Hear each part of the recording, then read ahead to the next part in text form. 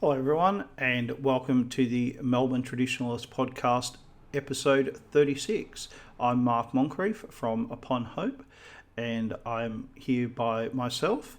And today I'm going to be talking about recessions and depressions because we're heading to at least one of those. And with the economy being shut down, with millions of people losing their jobs every week, things are going to get much harder. But before I get onto all that type of talk, I wanted to talk about my water bill. Now, my last water bill was $5.01. And what I like to do is I like to pay to the nearest hundred. So that way my bills are always in advance and they're generally lower than they would be. And sometimes that's very, very handy. So I'd got it down to $5.01. I paid $100. So I had a credit of $94.99. So this morning, as I was coming here to record this, I noticed there was a letter in the letterbox. It's from the water company. And I have a bill for $95.01. So I have a total bill of 2 cents. They have sent me a bill for 2 cents. Amazing. Now, first of all, what's the difference between a recession and a depression? Well, each year is divided into 4 quarters. So January, February, March is the first quarter, for example. And a recession is where there is negative growth for 2 successive quarters. So in other words, 6 months. 6 months of negative growth.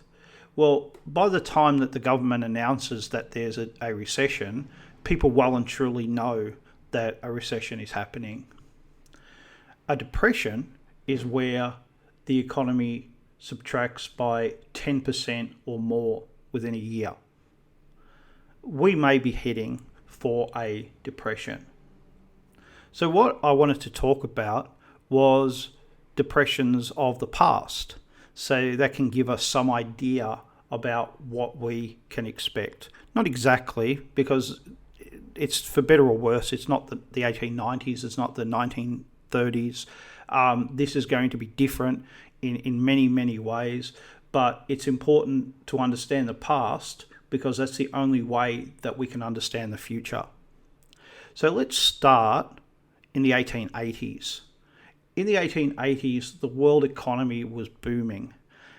And the reason it was booming is because there was a lot of credit. And credit basically means that people could take out loans. And where I live, in Melbourne, in the 1880s, it was known as Marvellous Melbourne because it was so wealthy. It was the second richest city in the British Empire. And it was Australia's manufacturing capital. It had a large agricultural base that it made a lot of money from, and it also made a lot of money from gold. Victoria is one of the primary places that gold was mined. But all around the world, that came to an end in the 1890s, in the very early 1890s, because there was a depression. Now, the depression was very harsh, but it only lasted for 2 years. And the reason that it only lasted for 2 years is because the government didn't do anything. And the government basically stepped out. They didn't have any stimulus program. They didn't have anything like that. They didn't help businesses. If a business collapsed, then that's what it's supposed to do. It's supposed to collapse. That meant that for ordinary people, life was very harsh. But again, the pain lasted for most people for 2 years. But we still have a legacy from the 1890s depression. When credit was very common, people, as they do, took out a lot of debt and they built a lot of houses and they built a lot of big houses. And they generally built them on the edge of town because that's where cheap land was. Now, today, we have a stereotype of haunted houses looking like Victorian mansions.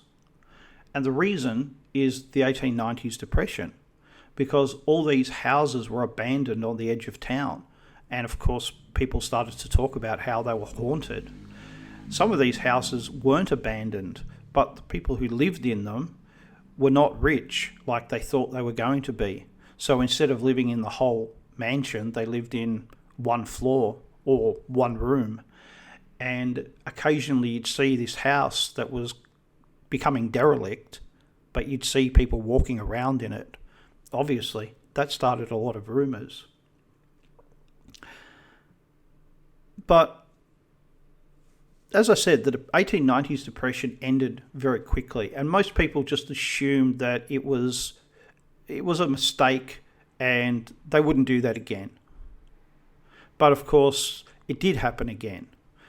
And the thing that started the Great Depression, which started in 1929, is the First World War.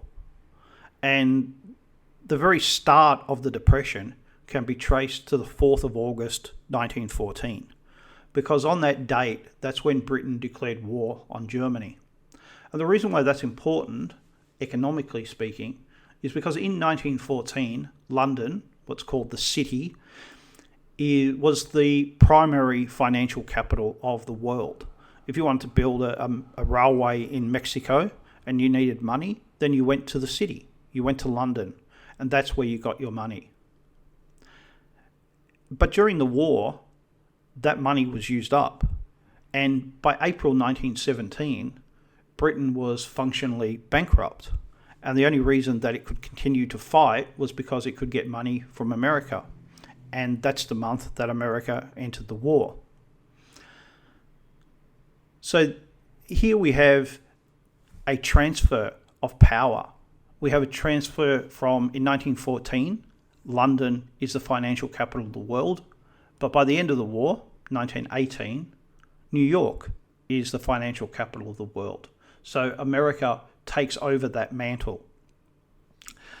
And what America had in 1918 was it had this massive war debt, and it was owed masses of money from Europe. So Britain had borrowed a lot of money, France had borrowed a lot of money, every country had borrowed money. And after the war, even those countries that had not been on the Allied side, they began to borrow American money. So in America, there was a lot of money flowing in from overseas. That made a big impression on the American economy, and it led to what's called the Roaring Twenties. Now, the Roaring Twenties was a boom time, and people's standard of living rose quite substantially in the 1920s. People began to get cars. I mean, cars had existed before the 1920s, but before the 1920s, they were quite rare, and by 1930s, they were not rare. People also began to take out loans, and companies took out loans, and America's manufacturing sector ramped up production so that it could supply the people with the goods that they now wanted and that they could now pay for with credit. But from 1926, what started to happen was that there was a massive amount of overproduction. And people thought that that was a temporary problem. So they started to warehouse a lot of these goods. Now, what that meant was that instead of the economy keeping in pace with the amount of money and goods that people could buy and afford, the economy produced a lot more. And that then meant that people were spoilt for choice. But it also meant that the real economy and the financial economy broke away from each other. And the financial economy began to operate in a totally unrealistic sphere. It wasn't connected to the real economy at all. And the reason was that the real economy, the manufacturing economy, was out of whack itself. And all of that came to a head in 1929.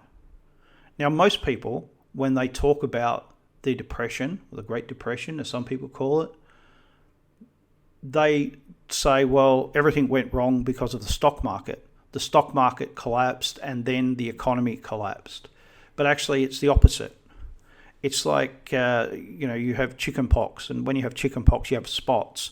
You can wear makeup or you can paint your face and it gets rid of the spots, but you still have the disease because the spots are a symptom of the disease. And what happened to the stock market was a symptom of the economic disease that America had.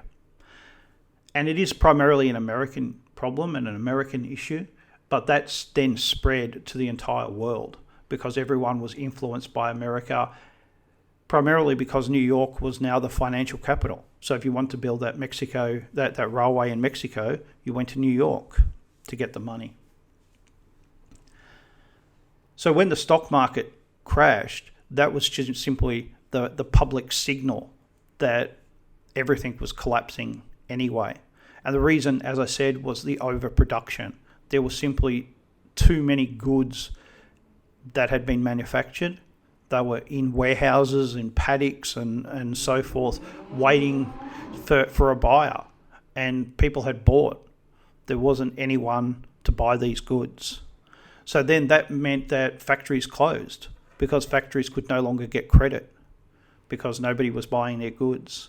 So that led to the mass unemployment of the 1930s. But what we also have to understand is that the Depression, unlike in the 1890s, which was primarily about credit, whereas the 1930s was about credit and overproduction. And what this meant was that the Depression was drawn out. So instead of things happening really quickly, the economic decline took place between 1929 and 1933. 1933 was the worst year of the Depression. So in the 1890s, the Depression was over within 2 years. In the 1930s, it didn't get really, really bad until 4 years in. Now, most people, again, say, well, Franklin Delano Roosevelt became president of the United States and his administration ended the Depression. And that's not true. That's not true at all. Now, what he did do was he gave people something that they were not getting from the government before he was elected, and that was hope. He gave people hope. He gave them temporary relief, which they were desperate for. But he didn't end the Depression. And in fact, his policies led to a recession in 1937-38. And in fact, when the United States entered the Second World War in 1941, there were close to 10 million men who were still unemployed. So 11 years or 12 years after the Depression started, and there's still nearly 10 million men without jobs. That gives the lie to the idea that the Depression ended with the election of Roosevelt. So then the war actually ended the Depression because the war basically forced people to save money. The war forced companies, the government, to hire. Men were needed in the armed forces. They were needed in the factories. There was a great manpower shortage. It went from a case of, hey, nobody wants me, to I can have any number of jobs and they're all well paying. It was a really radical departure from what had gone in the decade before. And that's why there was not a depression after the war, because many people thought during World War II that there would be a depression, that as soon as the war ended, the conditions of the depression would come back. And that did not happen. There was a recession in the late 1940s, but there was no depression. And in fact, apart from that brief recession, things actually improved enormously. And the reason was because during the war, people were forced to save money. You got paid good wages, which we used to attract people to industries. and even into the armed forces. But people couldn't spend it. There weren't that many consumer goods. You couldn't go on holidays. You just couldn't buy things. Things were rationed. So even if you decided, hey, I want extra whatever, you probably couldn't get it, not for any money. And then on top of that, the government had people buy war bonds. Now, most people have heard of war bonds, but most people don't realise that buying war bonds was actually compulsory. You had to buy war bonds. So you would get paid and a certain amount would go towards buying war bonds. And then they would have war bond drives to encourage people to buy even more war bonds. And the war bonds helped fund the war, but they also helped fund the peace because the bonds were for a certain amount of years, I think generally 3 years. So if you bought one in 1943, it would become due in 1946. While the war was on, that just got extended. So, if you bought one in 1941 and it came due in 1944, well, the government just extended it for 3 years, right? But that meant in 1947, you got your bond. So you got extra money. That all contributed to the post-war boom. And that's why there was no depression at the end of the Second World War. Now, that enforced saving, and also people were forced to become conservative when it came to financial matters. They'd gone through the Depression, they'd gone through the Second World War. They always had that fear in the back of their mind that these things could return, that hard times were just around the corner, potentially. So a lot of people continued to save. They continued to be very thrifty with what they bought, and they continued to pay in cash. So instead of going and buying a car on credit, they would actually save their money and go and pay cash for the car. They couldn't do that for houses, but for smaller items, that's what they did. Most furniture, most white goods were paid for in cash. They weren't paid for with credit. That started to change in the 1970s. And in fact, by the early 1970s, that money that had been saved up during the war, that was pretty much used. So that then led to a new rush for credit. People just couldn't go out and buy things because that money didn't exist, but they could use it to go and get credit. And in the 1970s, things like hire purchase came around. And hire purchase is basically a loan where you say, I will buy this good, I will buy this toaster, and I can take it home today, but I have to pay installments on the toaster, and those will add up to probably 25-30% more than if I'd just paid in cash and bought it. But of course, what that meant was that people started to get used to credit in their daily lives, and that directly led to where we are today, where people regularly use credit to purchase everything. What we are going through today, right now, is unprecedented. No one has ever tried to shut down the economy for weeks at a time, and people are talking about being closed for months. Well, that's just ridiculous. I don't see how that can work at all. Weeks I can, but of course that means that there are going to be economic consequences, and we're already seeing that, and many of us are already experiencing it, where we have shortages in the shops, where people have lost jobs, people have lost income.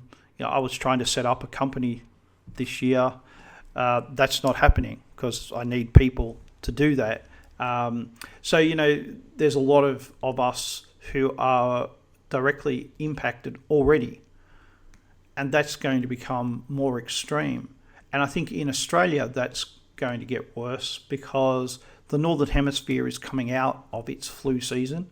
So I think that over the next 2 months, it should see a rapid decline in the amount of cases. Whereas in Australia, New Zealand and other parts of the Southern Hemisphere, that's probably not going to happen. And I would suggest that we will have a year of, or certainly this year, of stop-start activity where people will be told, yes, you can go to work, oh, no, you can't, and we will just keep having this over and over again. As I've said before, I think this is a massive overreaction.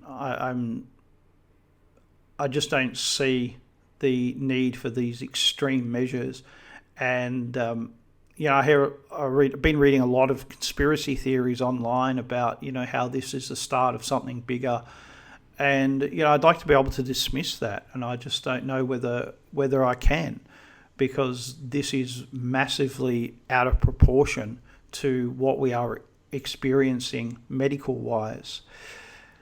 These kinds of things, the measures that have been put in place, these are things that you expect are going to kill hundreds of thousands or millions or tens of millions or hundreds of millions. To shut down the entire economy, you would expect that would be truly astronomical numbers. And instead we've got, I think, less than 30,000 at this point, maybe 40,000 by the time this goes to air. It's really, that's worldwide. It's really out of proportion. And that leaves us in a very unusual position. And one thing that I was reading is that this is definitely history. In 100 years, people will be reading about this because it is absolutely unprecedented that anybody has tried to shut down the economy. Now, when people like myself talk about shutting down the economy, I'm not talking about, executives not getting their bonus. I'm not talking about, the GDP.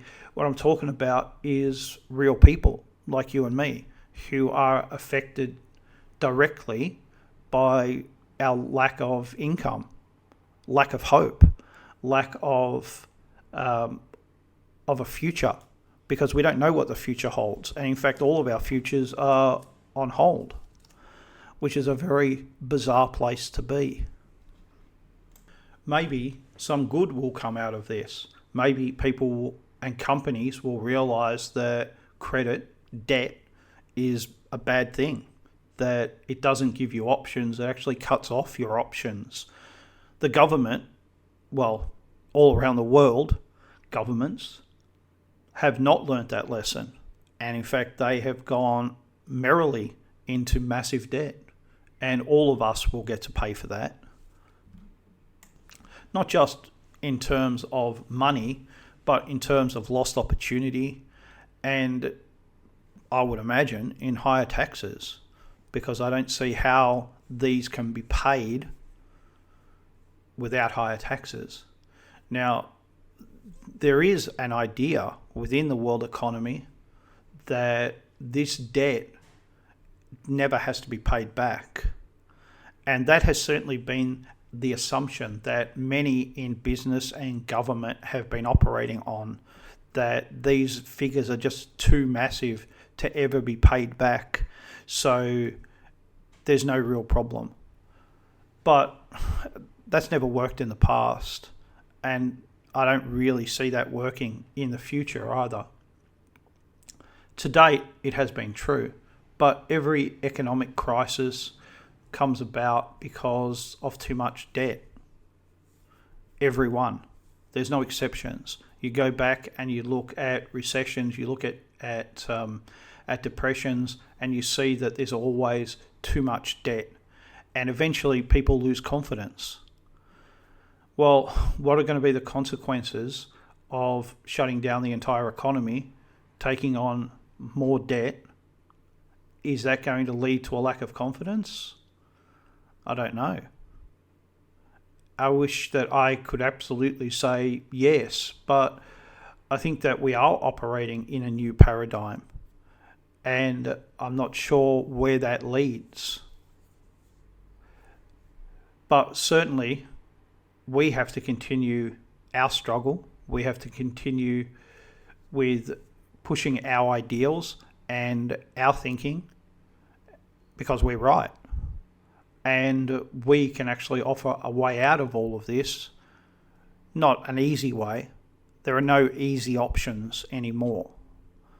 And that's something that everyone's going to learn very harshly, I think, in the next few years, that the easy options are over and everything is about hard choices. Well, we've always understood that. We've always known that. And now I think that that will be extended to everybody else. When the Depression came in the 1930s, one of the great things that happened was that feminism just died. In the 1920s, you go back, and one of the iconic figures of the 1920s is the flapper. The girl dancing, with her short hair. And, that was part of a broader wave of pushing women's rights. Women got the vote in Britain and America, and many other countries in Europe. They got, they were accepted into more professions and educational facilities. And then came the 1930s, all those that talk about women's rights and, hey, a woman's place is outside the home, that all ended because it was something that people just couldn't afford to deal with.